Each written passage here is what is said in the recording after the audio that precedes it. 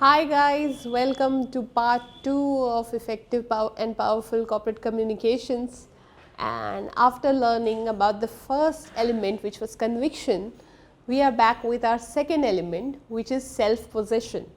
Now, what is self-possession? Self-possession is the self-awareness and the confidence in self. Now, let's link it back to our corporate conversations. How would people know that you are confident enough while you're speaking with them, when you're giving presentations or when you're giving some project download, etc.? That would be through your body language, the way you're standing, the way you're looking at them, the way you have your hand gestures, etc. So, there was a very famous research by Mr. Albert Mehrabian which says that when it comes to face-to-face business communication, body language carries 55% of the weightage, which is the highest out of all three elements, which was words, tone and body language. So, it is the most important skill that we must have when we have face-to-face business communication. Right. So, before we start digging about body language, I need you to read one very powerful statement from the slide, which says, our bodies are extremely powerful and extremely expressive. They can communicate much more than we think. At times we want them to give a particular message, and at times we are not even aware about the message that they are giving. Do you see?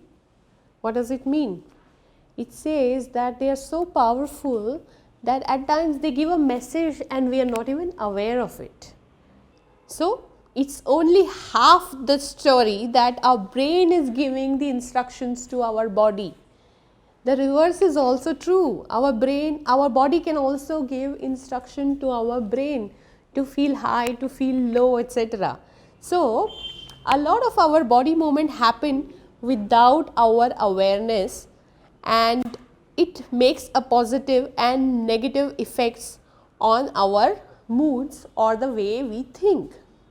However, if we channelize it into the right direction, wherein we are totally aware about our body movements or our body language, we can make our moods alter accordingly, right? So, we may choose to feel happy, we may choose to feel delighted all the time by just being aware of our body language. Alright, so let's again take it back to our corporate communications, and let's break it into a few parts. The first one would be very important, eye contact. How should your eye contact be when you are addressing say a set of 20 to 25 people? Now, you will get a lot of theories that would say, look into the forehead or just look at the wall and speak, otherwise you will feel nervous. What I would suggest is, give a quick glance at everybody that's sitting out there. This way, people will feel that you are giving attention to each and everybody there. But what do we end up doing when we are nervous, not feeling up to the mark? We may find one or two comfortable faces which we feel are non-judgmental, and we will continue looking at them most of the time during our presentations. The other mistake that we might do is, for example, we have a senior sitting in our presentation and we did not expect this person to be there. We end up looking at that person most of the time thinking what he must be thinking about you, right? Another mistake that we can do is we create a blind zone, which means we stand in certain position which ignores a few people, a set of people. So, suppose we have audience from here to here and we are standing in this posture. What does it do is, it ignores the audience sitting here, which means I cannot look at them, they will not be able to look at me, and we will break that connection. So, eye contact is very important to create a connection with your audience. I understand that at the first time you may feel a little nervous, you may not be able to look at everybody, but have this awareness that I want to give a glance at everybody after a few seconds. Now, how about face-to-face communication? Quite obvious that you need to maintain an eye contact while talking to this person, but do not stare and scare this person. A lot of time it so happens that we are sitting in an interview and there are two people taking our interview. We tend to look at only the person who is asking the most of the questions, and we do not look at the second person, which is so wrong. We need to look at both of them, even though only one person is asking the questions, because both of them are present. So, we need to respect both of them. Okay. I think rest of it is quite simpler in terms of eye contact. So, moving on, we go to hand gestures, right. So, when we are nervous, we feel like there should be something wherein the hands can be disposable and we can just take them out and keep them somewhere. But unfortunately that cannot happen. So, what do we do with our hands when we are presenting in front of a forum?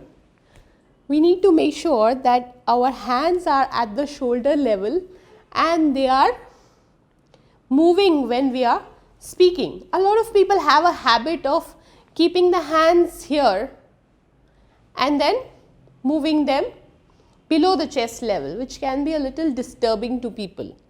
So, it is always better to have the hands at the shoulder level and use them while you are speaking, and this does not apply to only while you are addressing a lot of people, but also in your one-to-one communications. It helps you look very expressive. Now, there are a lot of people who have different disturbing hand gestures. So, for example, there are some people who have very fast hand gestures. They would move their hands very fast, and that will make the other people lose the content or the essence of what you are speaking, because when you are moving your hands so fast, people cannot concentrate on what you are saying. There are also people who want to fidget with something every now and then. So, they would just take a pen in their hands and play with the pen. They would keep checking the time, play with their mobiles or something. So, this shows a lot of restlessness in your mind, right. A lot of people would also do this while speaking, which could show nervousness, or a closed gesture may show that you are a reserved person and you want to remain with yourself, do not want to open up a lot. So, hence my suggestion to you would be, while you are speaking, you need to have your hand gestures close to your shoulder level. How about the posture? Well, very simple. You need to, if you're standing, you're choosing to stand and talk, just stand straight, which does not mean you have to be a robo, but a comfortable standing position. A lot of people have a habit of leaning towards one side, then coming back and leaning towards the other side. This shows a very lazy body language which we must avoid. So, stand straight while you are speaking, and that should be enough for you.